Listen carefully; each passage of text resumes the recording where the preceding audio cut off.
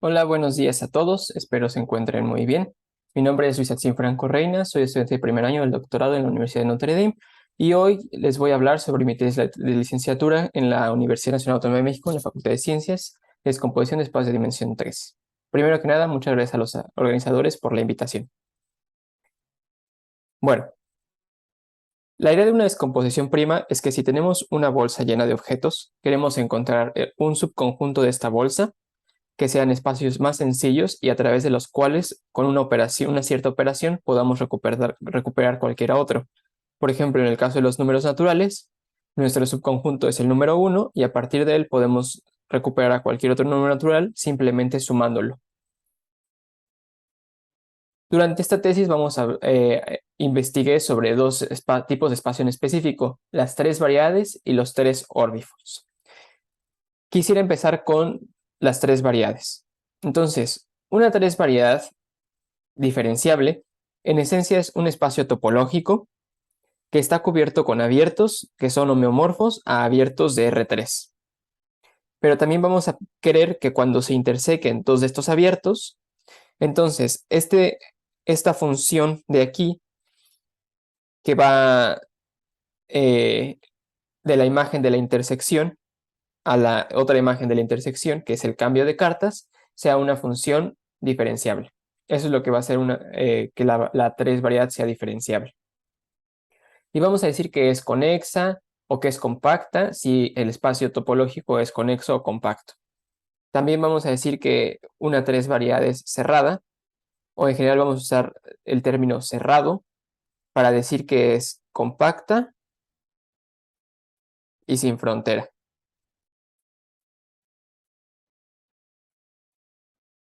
Ahora, en el caso de las tres variedades, vamos a utilizar la suma conexa. Esa va a ser nuestra operación que va a ayudarnos a pegar tres variedades. Y lo que consiste es de que encajamos bolas en una bola en cada una de las tres variedades, quitamos uno de los puntos, y esto es como quitar una esfera en cada uno de los lados, perdón, una bola, una pequeña bola, y después con un difeomorfismo que invierta la orientación, identificamos esta esfera de acá con esta esfera de acá y esta esfera de acá con esta esfera de acá. Y es como si pegáramos dos tubos de PVC que se encajan. Los agarramos y los encajamos de esta forma con nuestro difeomorfismo que invierte la orientación y obtenemos la suma conexa de tres variedades. El dibujo es para el caso de dos variedades, pero es lo mismo para en la dimensión n que uno quiera. Y bueno, pues nuestro subconjunto de nuestras tres variedades que nos interesa son el de las tres variedades primas, es decir, las que no se pueden descomponer más a través de la suma conexa. Entonces vamos a decir que una tres variedad que sea distinta de ese 3, aquí no trivial, lo vamos a utilizar como que es distinto de la 3 esfera, es prima si no podemos descomponerla en una suma conexa, donde cada uno de los factores de la suma conexa sea una tres variedad no trivial. Sin embargo, esta es una definición que depende de otras tres variedades. O sea, para decir que una tres variedad no es prima, tenemos que ver que no podemos descomponerla en otras. Sin embargo, tenemos esta otra definición de irreducibilidad, en la cual tenemos una tres variedad y vamos a decir que es irreducible si cada que tengamos una dos esfera encajada en nuestra tres variedad, esa esfera va a acotar a una tres bola. Entonces, esta es una definición que es intrínseca, solamente depende de nuestra tres variedad en sí, de la tres variedad. No necesitas pensar en otras tres variedades más que en la que estás preguntándote. Y resulta que en el caso de variedades tenemos que M es prima si y solo si M es irreducible. Siempre y cuando, claro, M sea distinta de S1 cruz S2. Entonces, cuando M es distinta de S1 cruz S2, ser primo e irreducible es exactamente lo mismo. Y entonces eso es algo que nos ayuda a pasar a definir a nuestro subconjunto de las tres variedades que nos interesa de una forma más intrínseca, sin tener que hablar de otras tres variedades. Bueno, ¿cómo se prueba que las tres variedades sí se pueden descomponer? Es decir, que siempre que tengamos una tres variedad la podemos descomponer en factores primos. Pues lo primero a notar es que consideremos dos tres variedades cerradas, conexas y orientables. A partir de ese momento, todas las tres variedades las vamos a considerar de esa forma: cerradas, conexas y orientables. Entonces, si tenemos dos puntos, el grupo fundamental con base en un punto o con el otro van a ser isomorfos. Es decir, el grupo fundamental no va a depender del punto base. Y eso es porque las tres variedades son localmente conexas por trayectorias y aparte estamos pidiendo que sean conexas, entonces son conexas por trayectorias.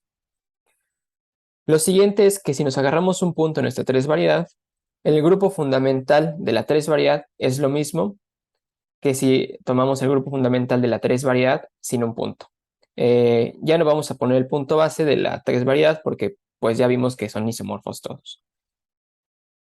Y justo este punto número 2 nos ayuda a probar lo siguiente, que es lo más importante, y es que el grupo fundamental de la suma conexa es lo mismo que el producto libre de grupos del grupo fundamental de cada uno de los factores. Este es el más importante. ¿Y por qué es el más importante? Bueno, existe este teorema, que es el teorema de Euler-Neumann, que nos dice que si tenemos un grupo H y denotamos por ρ de H al mínimo número de generadores, entonces el teorema lo que nos dice es: considérate G un producto libre de grupos de esta forma.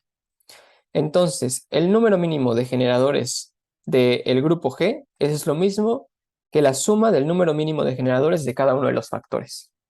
Entonces, si recordamos que la suma conexa, perdón, que el grupo fundamental de la suma conexa es el producto libre de sus grupos fundamentales, entonces tenemos esta ecuación.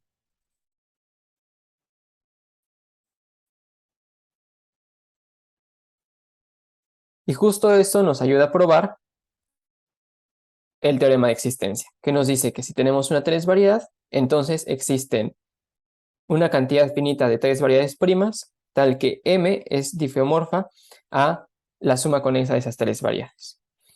Y la forma más sencilla de ver esto, bueno, la forma en la que se ve esto es notando que si, tuviéramos si tuviéramos un número infinito, o sea, si pudiéramos descomponer el número infinito, entonces eventualmente vamos a tener que el grupo fundamental de una de nuestras tres variedades tiene que ser esto tiene que ser igual a cero, lo cual nos quiere decir que el grupo fundamental de esta tres variedad es el grupo trivial, y entonces esa tres variedad es la tres esfera. Y pues eso pues no queremos eso, ¿no? Y aquí lo importante a notar es que como M es una tres variedad compacta, sin frontera, conexa y orientable, entonces su grupo fundamental está finitamente generado. Ahora, en el caso de tres variedades cumplen un poco más, que es también su descomposición es única. Es única salvo orden y difeomorfismo. ¿Y cómo vemos eso? Pues por medio de este lema. El lema lo que nos dice es: supón que tenemos una tres variedad y la descompones en dos tres variedades, M1 y M2. Y también al mismo tiempo, esta tres variedad la puedes descomponer, en K tres variedades, cada una prima. Entonces, estos factores los podemos renumerar de forma que los primeros R sean difeomorfos a M1 y los siguientes K-R sean difeomorfos a M2. ¿Cómo hacemos esto? Esta suma conexa implica que hay una esfera T en M que separa en M1 y M2. Y cada una de estas sumas conexas implica que hay una esfera E1 hasta EK-1 que van a separar a M en sumandos P1, P2, P3 hasta PK. Lo que queremos ver es que E1, esta familia de EIs, la podemos hacer disconexa de T. Y eso lo hacemos de la siguiente forma. Siempre que tengamos una de estas, siempre que E interseque a T, podemos empujar esta intersección, es decir, modificar a nuestra esfera E para que no interseque a T sin afectar la estructura. Y esto es porque lo que está aquí adentro es una 3 bola. Y es una 3 bola precisamente porque primo es lo mismo que irreducible, salvo el caso de S1 cruz S2. Pero el caso de S1 cruz S2 se ve aparte. Ese es el caso de dimensión 2, porque dibujarlo en dimensión 3 está difícil, pero aquí también podemos ver que podemos simplemente empujar a nuestra esfera para eliminar la intersección. Incluso aunque y esto de acá sigue siendo una 3 bola, sin modificar la estructura. Entonces al final vamos a tener una familia de esferas EI que intersecan a T de forma vacía. Entonces cuando separas con T a M en 2M1 y M2, las esferas E1 hasta EK-1 van a quedar unas R van a quedar del lado de M1 y K-R van a quedar del lado de M2. Y entonces renumeramos y tenemos nuestro lema. Con ese lema e inducción es muy fácil ya probar que entonces M es difeomorfa a esta suma conexa y los sumandos están determinados únicamente salvo orden e isomorfismo. Aquí isomorfismo se refiere a que es difeomorfo pero preservando la orientación. Es decir, M es isomorfo a N si son difeomorfas por medio de un difeomorfismo que preserve la orientación.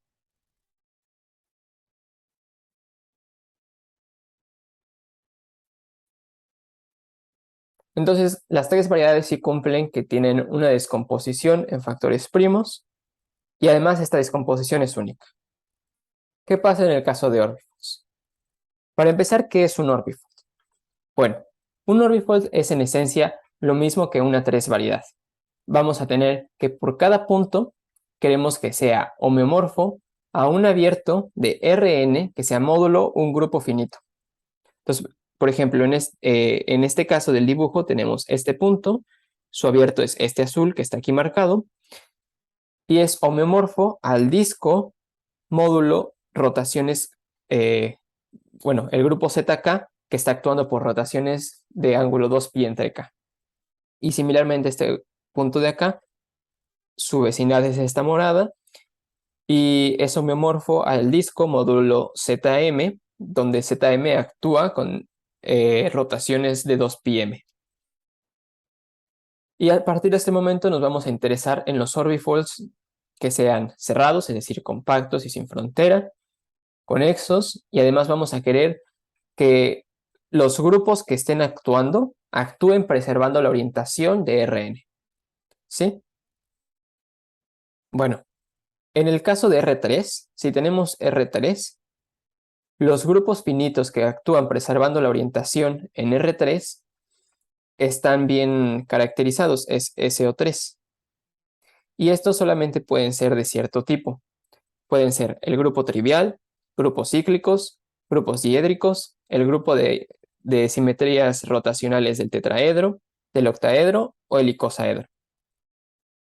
Algo que hay que ver es que en este caso, todas las 3 bolas, si nos agarramos una 3 bola y le hacemos cociente este grupo finito, lo que obtenemos es topológicamente sigue siendo una bola. Carga una estructura todavía mayor de grupo, pero sigue siendo una bola. Así que el espacio subyacente de un 3 orbifold es también una 3 variedad. Por cierto, esto que está marcado aquí son los puntos singulares. Los puntos singulares de un orbifold, digamos que el orbifold es X, los vamos a denotar de la forma sigma X. Y lo que quiere decir son los puntos en nuestro orbifold que su abierto es homeomorfo a un no abierto de Rn módulo un grupo finito distinto del grupo trivial. ¿Sí? Por ejemplo, en este caso de la esfera, pues todo puntito de acá es homeomorfo a un abierto de R3 solito. Pero acá un punto de estos es homeomorfo una, a una bola de R3 módulo un grupo cíclico. Entonces esos van a ser los puntos singulares. Aquí podemos ver que entonces el concepto de suma conexa empieza a tener problemas porque sería quitar una orbibola de un lado, una del otro lado y luego identificar las fronteras, pero esas fronteras también, aparte del espacio topológico, tiene que coincidir la estructura de grupo, entonces tenemos una cantidad infinita de sumas conexas. Entonces, para hacernos la vida más sencilla, como en el caso de tres variedades ya vimos que primo irreducible es algo similar, lo que queremos hacer es descomponer, vamos a intentar descomponer en factores irreducibles. Y nuestra operación va a ser pegar cosas irreducibles al identificar sus fronteras que sí coincidan. Entonces, un orbifold irreducible va a ser un 3 orbifold, que todo 2 suborbifold esférico acota una 3 orbibola del mismo tipo, es decir, es no esencial. Del mismo tipo, esto quiere decir que si tenemos una orbiesfera de este tipo, o sea, de tipo cíclico, entonces tiene que acotar una 3 orbibola de tipo cíclico. Y pedimos esta condición de que no contiene dos suborbifolds malos, que es para cuestiones técnicas, donde un orbifold malo es uno que no es el cociente de una variedad bajo un grupo de Lie. Pero bueno, a pesar de que tenemos orbifolds irreducibles y que nuestra descomposición va a ser en orbifolds irreducibles, sí podemos hablar de orbifolds primos como aquellos que no se pueden descomponer eh, o que no se pueden ver como el pegado de dos orbifolds a través de como una suma conexa de estas generalizadas. La diferencia es que en el caso de orbifolds vamos a tener una cantidad infinita de orbifolds primos que no son irreducibles, es decir, no van a ser nociones similares, salvo una cantidad finita, sino que vamos a tener una cantidad infinita de orbifolds primos que no son irreducibles. Una forma de construir esta familia es, nos consideramos S1 cruz S2, que es este espacio Y, es decir, aquí la esfera que está en la parte de fuera está identificada con la esfera interna. Y queremos que tenga dos círculos de orden P, es decir, un conjunto singular que sea un círculo de orden P y otro conjunto singular que sea un círculo de orden P. Nos fijamos en un lazo que una estos dos círculos y que esté contenido en una de las esferas de nivel. Y después nos fijamos en una vecindad regular de ese lacito. Entonces todo lo que está dentro es una bola, la quitamos, la eliminamos y nos va a quedar una frontera que tiene 4 puntos singulares de orden P. Y entonces vamos a construir un orbifold X que va a ser la 3 bola, pero va a tener una escalera. Su conjunto singular va a ser una escalera. Y esta escalera va a intersecar a la esfera en estos puntos de orden P. Entonces aquí los órdenes son P, R0, P, P, RK, P. Y esta escalera puede tener tantos peldaños como queramos. Por eso va a ser una familia infinita. Y esa esfera la vamos a pegar justo identificando las fronteras en este espacio que quitamos. La podemos identificar porque precisamente los puntos singulares, que son estos 4, coinciden con estos 4 de acá. Y ese va a ser primo, pero no va a ser irreducible. Entonces tenemos una familia infinita de primos que no son irreducibles, a diferencia del caso de las tres variedades. Bueno, vamos a probar que sí podemos tener esta descomposición en orbifolds irreducibles. Entonces, para ello necesitamos las triangulaciones. Como ya vimos, los tres orbifolds, su espacio topológico subyacente es una 3 variedad.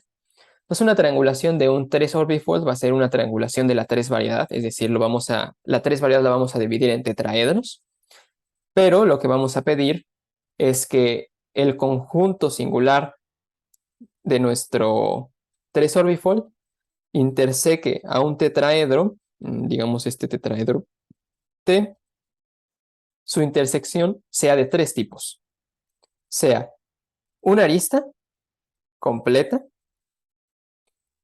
un vértice o el conjunto vacío. Solamente se puede intersectar una arista, o un vértice o el conjunto vacío. Esa va a ser una triangulación para un 3 orbifold. Aquí puse dos tetraedros que lo que hacen son una triangulación para la 3 esfera. Si identificamos esta cara de acá con esta de acá, esta de acá con esta de acá y así. Bueno, ¿qué sigue? Lo que queremos ver es que no podemos tener una familia infinita de orbiesferas que al cortar a través de ella nos den cosas irreducibles. Queremos que siempre tengan que ser familias de orbiesferas finitas. Entonces, para ver eso, primero nos vamos a reducir al caso de orbiesferas normales, donde una orbiesfera normal es aquella que interseca a cada tetraedro de la triangulación en una forma específica, en un triángulo o en un cuadrángulo. Eso va a ser una orbiesfera normal, una que interseca de esta forma tan particular a los tetraedros. Entonces queremos ver que si tenemos una familia de orbiesferas normales, no puede ser infinita sin que al cortar obtengamos cosas irreducibles.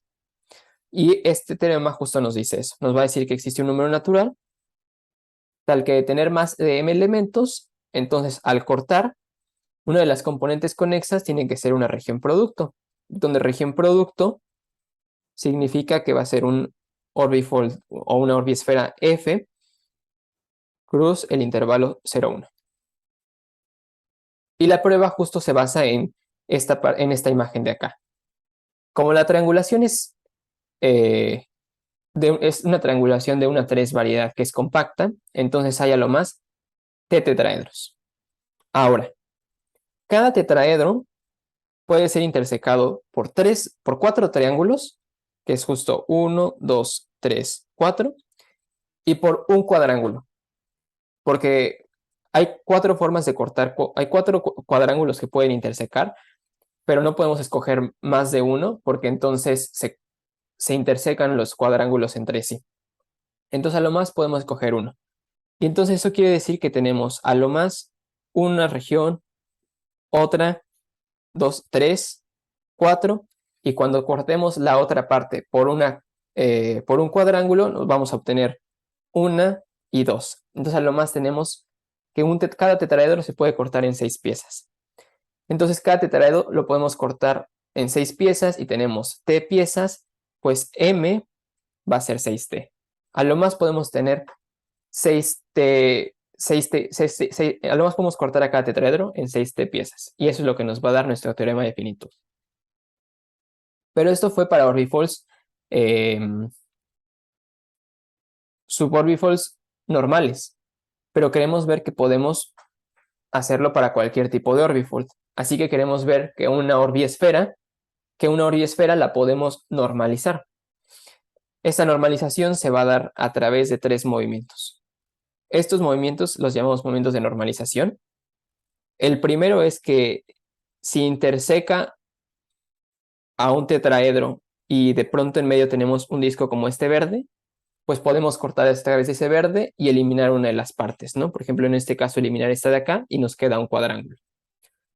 El segundo es que se interseca en un círculo, de forma de un círculo en una de las caras, entonces simplemente lo hacemos un poquito más gordo, cortamos y nos quedamos con alguna de las dos partes.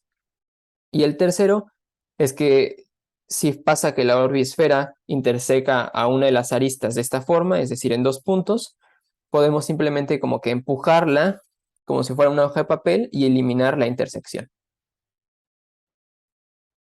Y bueno, pues justamente tenemos este teorema que nos dice que si tenemos un conjunto de orbiesferas, lo que podemos hacer es normalizar a las esferas para obtener orbiesferas que sean normales y que tengan la misma información, que no nos vaya a pasar que movemos la orbiesfera y de pronto ya no es del mismo típico, ¿no? Del mismo tipo. O sea, si era cíclica, ahora sea trivial. Lo que no queremos es que pase eso.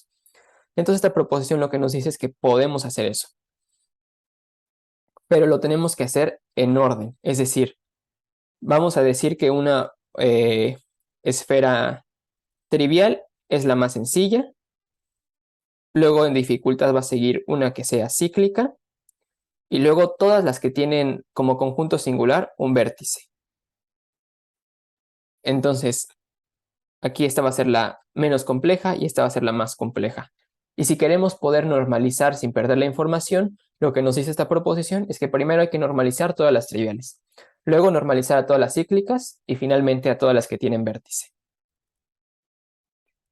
Y una vez que tenemos esto, tenemos finalmente ya este corolario que nos dice, si tenemos un 3-orbifold triangulado, entonces podemos hacer lo siguiente. Primero fíjate en todas las orbisferas ordinarias.